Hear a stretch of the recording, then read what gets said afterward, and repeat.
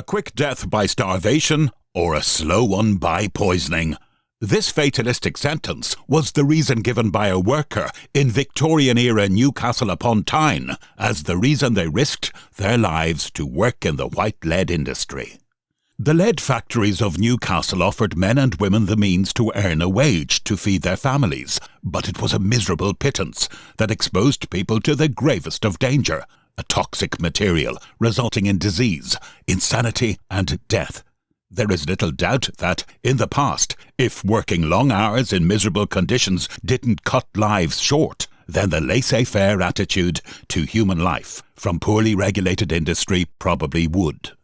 Today, you will hear an account of the mortal danger faced by Newcastle's lead workers in the 1890s, told by Robert Sherrard, an investigative journalist concerned with the conditions in which the very poorest lived in Britain's towns and cities. He resolved to expose shocking living and working conditions with a view to improving people's lives.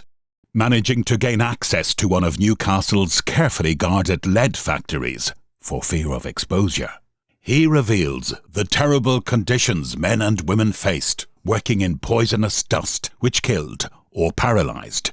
In a time before the welfare state, inability to work meant a bleak, destitute and short life.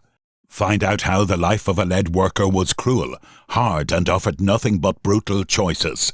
For, to escape misery, despite the risk of such deadly work, young men and women, who often knew no other trade, sacrificed their health and competed for work in the lead factories to feed their families and avoid a life on the streets.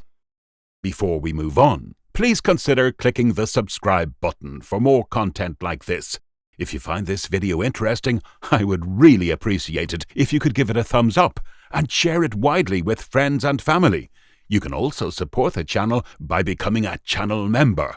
Check out the Join button and description for more. I was sitting in one of the women's wards in the Newcastle Workhouse, by the side of a bed in which an old woman, over whom most clement death had already cast the shadow of his wing, writhed with cries so piteous that I cannot hope ever to forget them, any more than I can hope ever to forget her very pitiful appearance. She was so thin, and her arms were so meagre. There seemed but a shadow of substance in the bedgown that she wore. She was a little woman, that anyone could carry on one arm, as it were a child. One side of her face was paralysed, and the eye on that side was closed. The face was grey. The hair was grey. The hands, which were twisted and gnarled, were grey. In the intervals of her cries for relief, she told me the too sorrowful story of her life. She was 65 years of age, and for close upon 50 years she had worked in the white lead factories of Newcastle upon Tyne. There was a gold ring on one finger. So had she been married? Yes, and it was because she had been married that she had worked so long and had come to this. There had been the children to rear, and there had been an idle husband to keep. She had been a white bed woman, and for all these years her work had been to carry from the tanks in which the white lead is mixed into a paste with water to the stoves or hot chambers in which it is dried. The usual charge that is laid upon the women, that is to say, 3 dishes of the weight of 24 pounds each. I would carry 2 dishes on my head, she said, and 1 on my arms. I couldn't carry the 3 on my head. They bowed me so. She was very bent. So this poor little female atom had thus for years carried a weight of 72 pounds, a dead weight, equal to that which such poor fellows as Black Bill, Captain Moonlight, and Murderer Morgan had dragged at times, a rolling ball, in punishment for rebellious devilry. And she had done this year in, year out, as meagre little women and young girls are doing it at this very moment in the workshops of the great lead industry. Nor, that I know of, is anyone heard to pity them. Such pity as does go out to them proceeds from the knowledge that their terrible trade exposes them to fardels of suffering, to which the suffering of carrying the heaviest burdens is a fillip of the fingers. To these sufferings we shall come later, For the present we have established how heavy-laden, in the literal sense of the word, our sisters are in the daily task that is theirs. My visit to the Brighton Hotel at Newcastle, for by this name the workhouse is pleasantly designated, was primarily intended to gain certain information concerning one Elizabeth Ryan, late of 23 Silver Street, a white bedwoman. I had heard of her case by a sheer accident, almost within an hour of my arrival in Newcastle. A group of women standing outside a public house were talking as I passed, and something was said that made me listen. "She screamed horrible," said one, "and tore out her hair in handfuls." "Such nice hair she had too," said another. "Poor lamb." I stopped and inquired and heard the name of Elizabeth Ryan. The coroner's inquest had been held at the workhouse 3 days before. I could find no trace of any report of this inquest in any of the local papers, although I searched the files at all the offices, except for 2 lines in the journal. Indeed, as I was informed later by the master of the workhouse, no reporters attended the inquest. The death of a white lead worker is so trivial a matter that public curiosity concerning it is too small to warrant an able editor to sacrifice any of his space to such an item of news. And yet, there may be some to think this death of Elizabeth Ryan, at the hands of an English industry, an event of tremendous importance, not local only, but national, political, universal. She was only 19, and she had worked but 4 months as a white bed woman. There had come pain almost from the first, but she had remained at her work, till one morning she fell down on the floor of the factory, foaming at the mouth, and tearing her hair, as it might have been in an epileptic fit, said one. She was carried to the workhouse, and, as a nurse told me, carried on terrible, in wild delirium. I looked at the entry in the workhouse register. Elizabeth Ryan, lead poisoning. Concerning her on the next day, Elizabeth Ryan, very bad. There was yet another note concerning her on the 3rd day, and that was, Elizabeth Ryan died today. Her body looked like that of a person who had died of strychnine poisoning. And here was a fresh example to illustrate the terrible indictment contained in the paper read some year ago by Professor Thomas Oliver, an analytical and clinical examination of lead poisoning in its acute manifestations. "The fact remains," he says, "that every now and then a girl of from 18 to 23 years of age works only a few weeks or months in a lead factory when symptoms of acute lead poisoning are noticed, namely colic, constipation, vomiting, headaches, pains in the limbs, and incomplete blindness. In a few days, with or without treatment, she becomes convulsed and dies in a state of coma, the death being so sudden that we cannot but regard it as due to acute toxemia. Again, for example, a girl works, it may be only a few weeks or months in a lead factory, when, after having been noticed by her friends to have been rapidly becoming anemic, she complains of colic, constipation, headache, dimness of vision, and in a few days develops convulsions or becomes delirious and dies comatose. As the symptoms are so rapidly developed, and as no organic change is found post-mortem, the death can only be attributed to toxemia. Death in these cases is analogous to strychnine poisoning. Professor Thomas Oliver, to whom our thanks are due for the amount of information supplied for the purposes of this article, most strongly objects to the employment of women in the white lead works, and entirely approves of the recent decision of the Home Secretary, Sir Matthew White Ridley, who has issued an order that after June of this year, no women shall be employed in white lead factories. This order is the outcome of the commission, of which Dr. Oliver was a member. The Home Secretary has power to deal with dangerous occupations on his own initiative and without reference to Parliament, and his action in this matter will meet with general approval, if he is able to enforce it. For the order has greatly incensed the employers of labour who are endeavouring to devise means to oppose the Home Secretary in this matter. And of course the miserable women themselves, seeing no farther than the loss of a trade to which they are accustomed, are greatly distressed at the prospect, and can be relied upon by their employers to agitate against an order which prevents them from sacrificing themselves for the sake of a miserable wage to disease, insanity, and death. Women, as Dr. Oliver points out, are physically far more liable to lead poisoning than men, and the consequences of lead poisoning are far worse in their case. For there are periods when it is impossible for a woman to take the daily bath, which is one of the indispensable precautions, and again, women who are about to become mothers are, by their condition, exposed to the gravest dangers.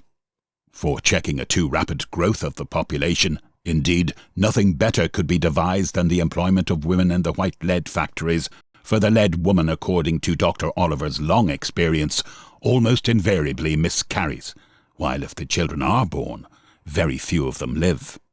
I have known cases, he says, of women who have had children naturally before going to the lead works, but whilst employed in the works either had nothing but miscarriages or gave birth to stillborn children.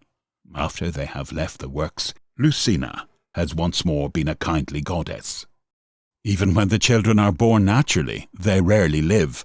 I had some conversation with a blue bed woman, who had 8 children, of which none had lived to be 12 months old.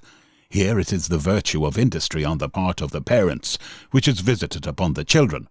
The reason of the employment of women is a mere economic one, for if they are weaker and more liable to disease than the man, they can also be had at a much cheaper wage. I have collected from various sources evidence which confirms a statement made to me by a prominent Newcastle trades councillor that it would take a woman all her time to average 7 shillings a week, all the year round. True, there are weeks when good wages are earned.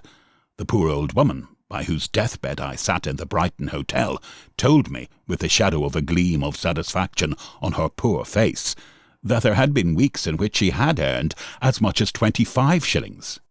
The work is, however, intermittent, and, moreover, the power of the workers to perform their tasks is intermittent, for the worker is ill for at least 3 months out of 12, and altogether it is no exaggeration to state that for work so deadly, and fraught with risks so terrible, the wage paid to a woman does not exceed 1 shilling a day. Miserable as this wage, and cognizant as the women of Newcastle are of the dangers which beset them in this trade, they compete fiercely for the occupation. "We have the choice between that and the streets," said one, "and we prefer anything to dishonour." I wished as she spoke that certain French writers of my acquaintance, who profess but scant belief in the high natural honour of woman, could have been present. She was a very comely girl, and, indeed, of these blue-bed and white-bed women generally, it may be said that they are a comely race, till the devilish poison ravages, defiles and disfigures. Then of the buxom lasses made a terrible grotesque.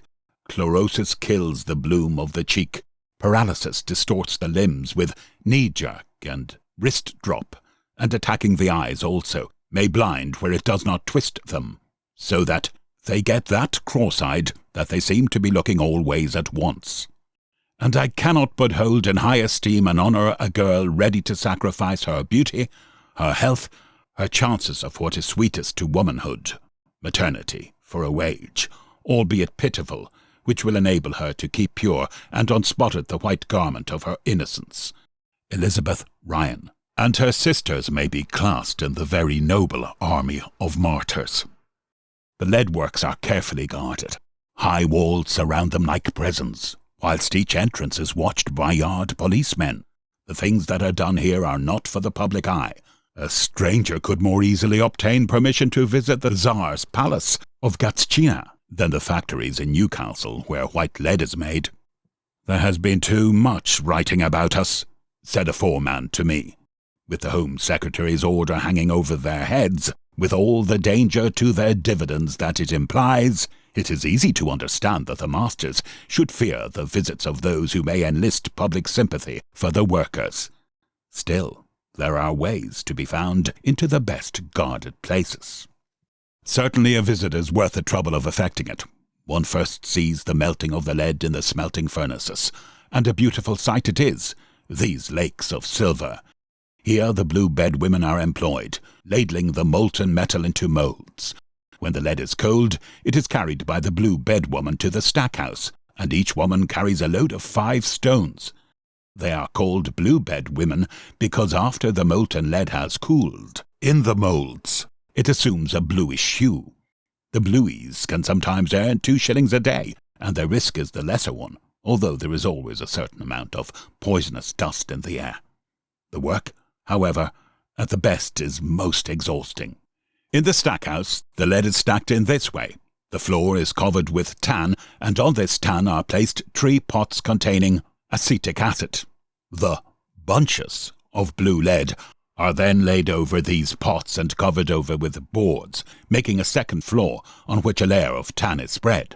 The process is repeated until the stackhouse is completely packed from floor to ceiling. "When the lead is getting stacked up," said a bluey, "the hardest work comes in, for we have to run with 5 stone of lead to the house and carry it up a ladder to the top. Sometimes a girl falls under the weight of her load from the ceiling of the stackhouse to the floor. The lead, thus stacked, is left for about 13 weeks, to be transformed by the action of the vapour rising from the acetic acid into subacetate of lead, and next by the carbonic acid rising from the tan into carbonate of lead, or white lead in its first stage.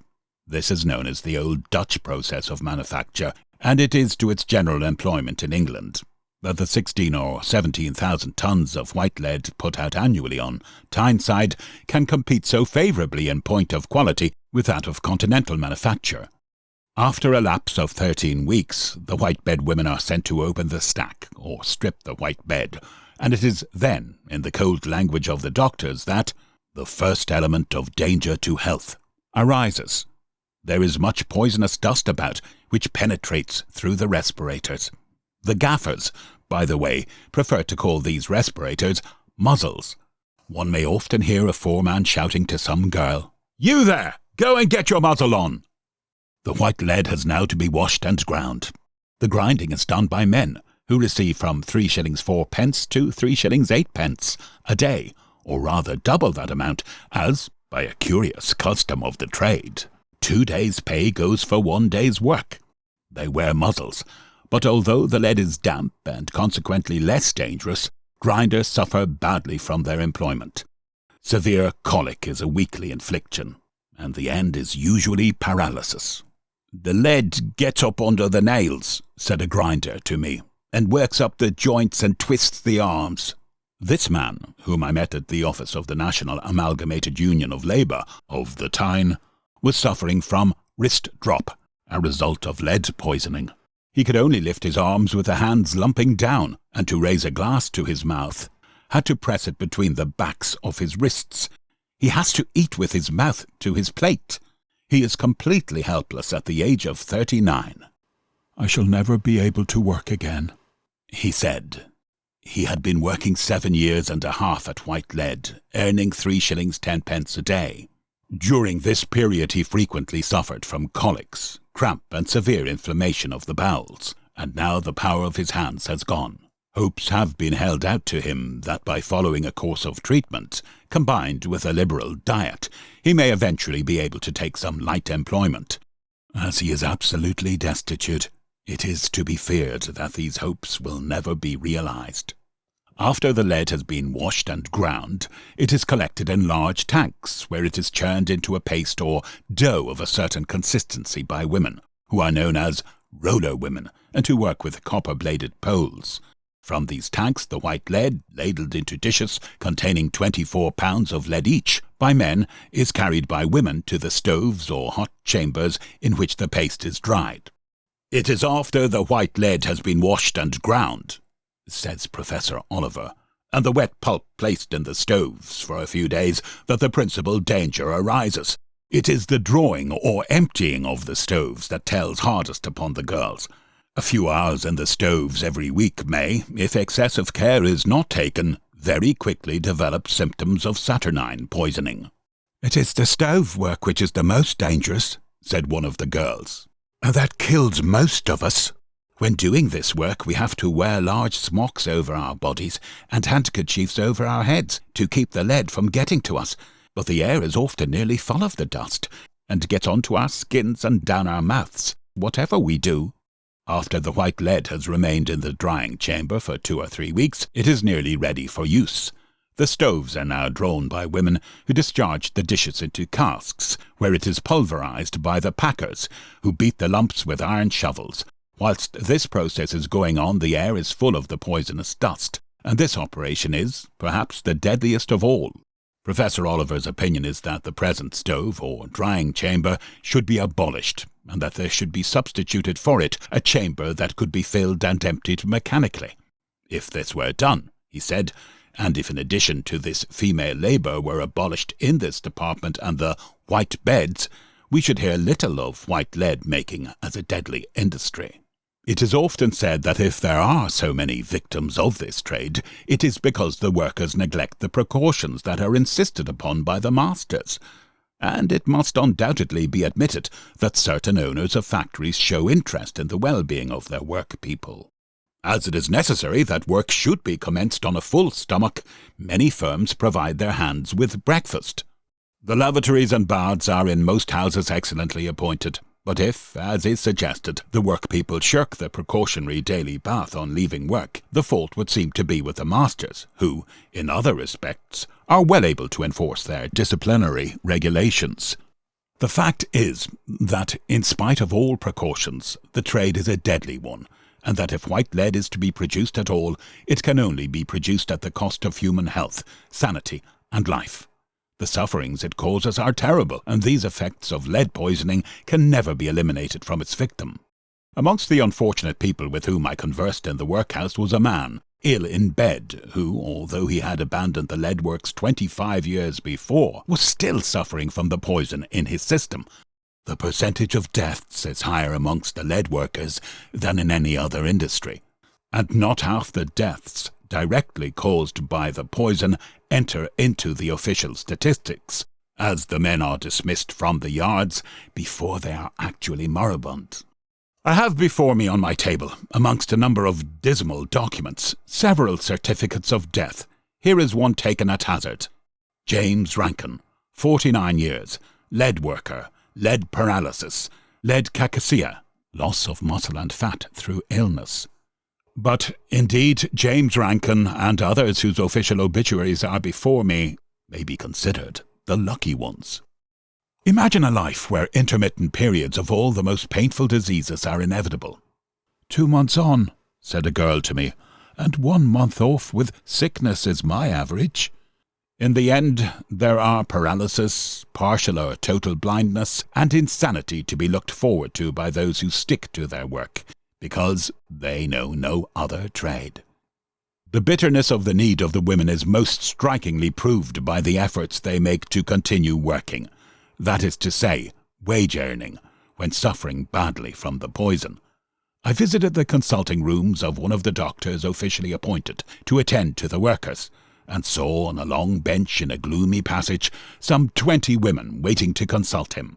The keenest anxiety was expressed on their faces, but from what they said, this anxiety proceeded not from their fears about their health, but from the terror of the prospect of losing their wage, should the doctor refuse to pass them as able to return to the factories.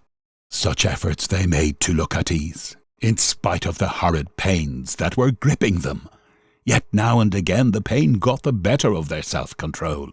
Hands would clutch at the aching spots, or cramp would draw the legs up till the women assumed the most grotesque appearances. One girl came out crying bitterly. She had been told to go to bed and to stay there under careful treatment for at least a month if she valued her life. She had been earning 12 shillings a week, and it was all they had to live on at home. What was to become of them if she went to bed for at least a month? She could hardly walk, yet I foresaw very well what she would do. Refused employment at her old factory, she would offer herself under an assumed name at some other works. The adoption of an alias is a common practice amongst these invalids of the lead industry, who wish to continue wage earning as long as they can see or walk, and is rendered necessary by a precaution taken by the masters, who each week circulate amongst the trade a list of the names of the workers who have been suspended by the doctor's orders. But as the girls say, when one blames them for such imprudence, between quick death by starvation and slow death by poisoning, they prefer the latter.